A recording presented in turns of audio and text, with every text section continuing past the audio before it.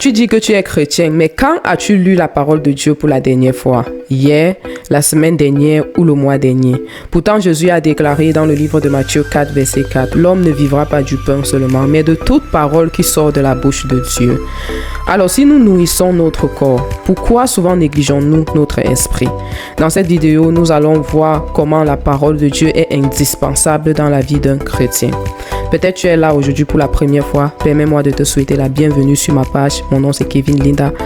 Alors je t'invite à regarder la vidéo jusqu'à la fin. Surtout like, commente et pourquoi pas partager. Alors aujourd'hui nous sommes à la série 3 de qui est réellement un vrai disciple de Jésus-Christ. Dans la première vidéo, nous avons vu que le disciple est celui qui est un amoureux suprême du Seigneur Jésus. Selon qu'il est écrit, tu aimeras le Seigneur ton Dieu de tout ton cœur, de toute ton âme et de toutes tes pensées. Et dans la deuxième vidéo, nous avons vu que le disciple de Jésus est celui-là qui renonce à lui chaque jour. Il meurt en lui chaque jour.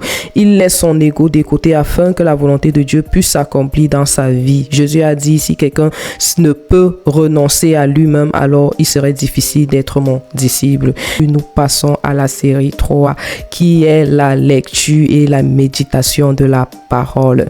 Un vrai disciple de Jésus lit et médite sa parole chaque jour selon qu'il est écrit dans Matthieu 4, verset 4.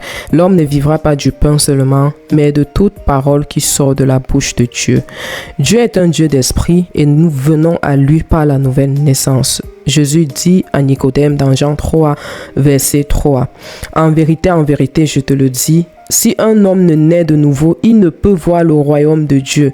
Lors de notre nouvelle naissance, ou alors lorsque nous donnons notre vie à Jésus, nous recevons la vie de Dieu en nous. Et dès lors, nous avons cette capacité d'avoir une vie de communion avec Dieu par sa parole.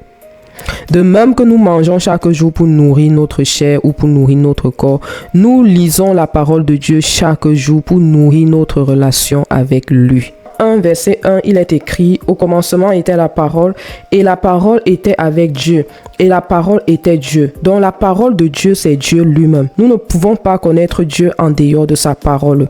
Devoir pour tout enfant de Dieu de lire sa parole chaque jour. Tu ne peux pas dire que tu es chrétien alors que tu ne te rappelles même pas de la dernière fois où tu as ouvert ta Bible.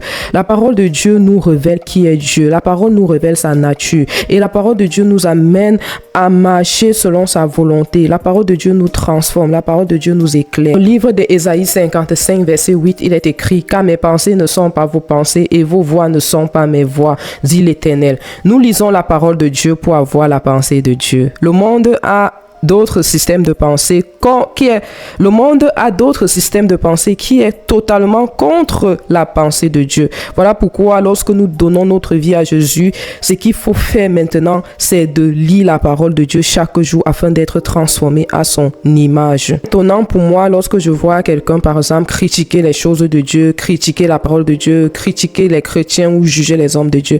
De telles personnes simplement ne lisent pas la parole de Dieu. Ce sont des soi-disant chrétiens qui ne lisent pas la parole de Dieu. Nous ne pouvons pas lire la parole de Dieu et rester la même personne parce que la parole de Dieu nous donne de connaître la vérité. Selon qu'il est écrit, tu connaîtras la vérité et la vérité t'affranchira. Et la parole de Dieu nous dit que son peuple périt par manque de connaissance. Donc la parole de Dieu nous donne de connaître la vraie nature de Dieu, le caractère de Dieu, et pendant que nous lisons, nous sommes transformés à son image.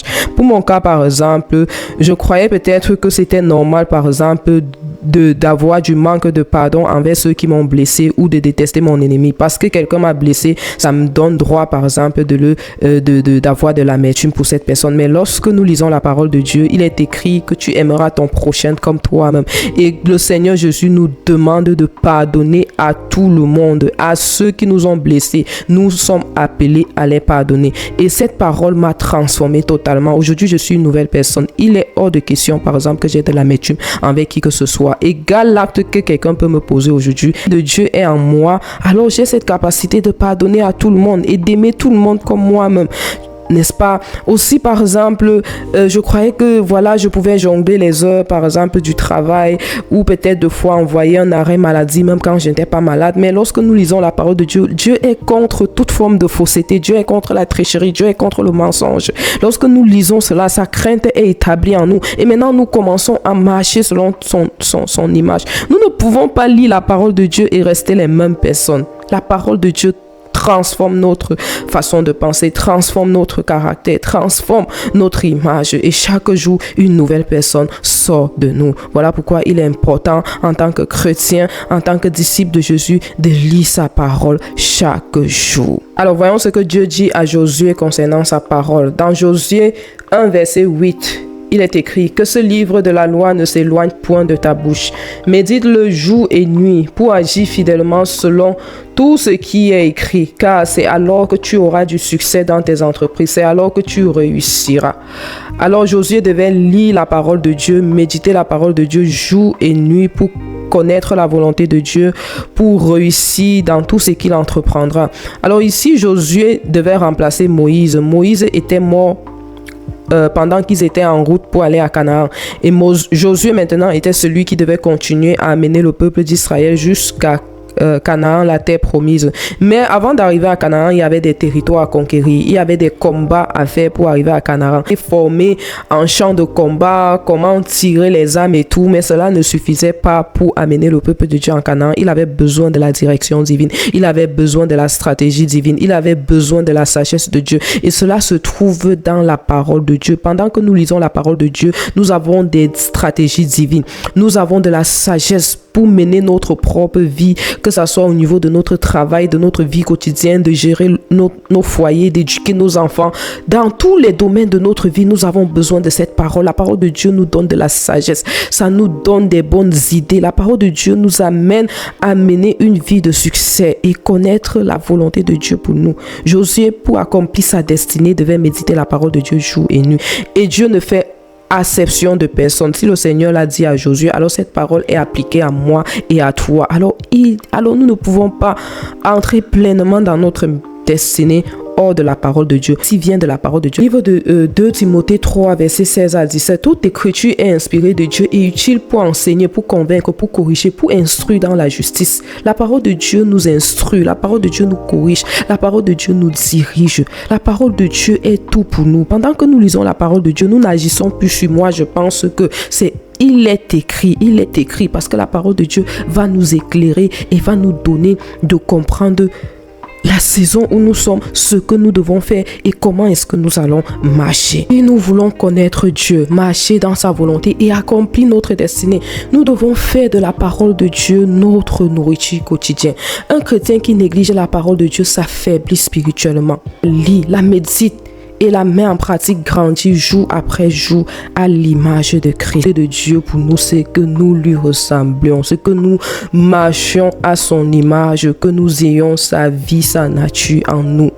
Alors, il est très très important de méditer et de lire la parole de Dieu chaque jour. Peut-être tu es ici et que tu te demandes comment faire pour méditer la parole de Dieu chaque jour ou tu n'as pas encore donné ta vie à Jésus. Alors je t'invite à aller écouter ma toute première vidéo sur sommes-nous sauvés par les œuvres ou par la foi, où je prends le temps de détailler comment venir à Jésus.